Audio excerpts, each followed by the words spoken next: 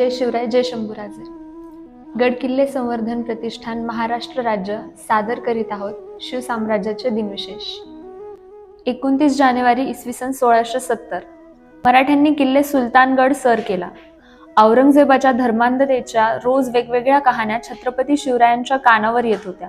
संपूर्ण हिंदुस्थान औरंगजेबाच्या धर्मांधतेच्या विखारी मांडवळ पाखाडून जात असता. मराठी मनगटे शिवशिवली नसती तर नवल होते. महाराजांनी या सुमारास मोगली प्रदेशावर आक्रमणाची मोहीमच उघडली. याच वेळेस मराठ्यांच्या 20,000 सैन्याने बागलानात येऊन धुमाकूळ घालायला सुरुवात केली. औरंगजेबास हे चोख प्रत्युत्तर होते. याच वेळी मराठ्यांनी सुलतानगडाला वेढा घालून किल्लेदार फत्तहुल्ला खान याला ठार मारले आणि गड जिंकून घेतला.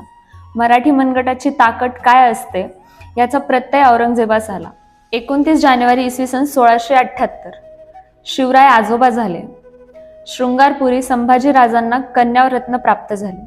शिवरायांनीच तिचे नाव भवानी ठेवले. 29 जानेवारी इसवी सन 1687 बादशाह औरंगजेबाच्या सैन्याचे डेरे कलारसला लागले. हैदराबादच्या किल्ल्यापासून 2 मैल अंतरावर डेरे लागले. मोर्चे बांधायला सुरुवात झाली. किल्ल्याच्या भोवती कुतुबशाही सैन्य होते. औरंगजेबाने त्यांच्यावर हल्ला करण्याचा हुकूम दिला. कुलीम खान हा आगीच्या डोंबातून दरवाजाजवळ पोहोचला आणि त्याला तोफेचा गोळा लागला.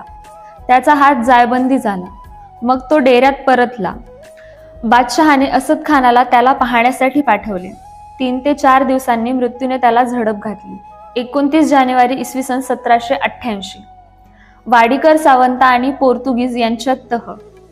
वाडीकर सावंत आणि पोर्तुगीज यांच्यामध्ये 91 कलमी मैत्रीचा करार होऊन वाडीकर सावंतांनी पोर्तुगीजांचे मांडलिकत्व पत्कारले.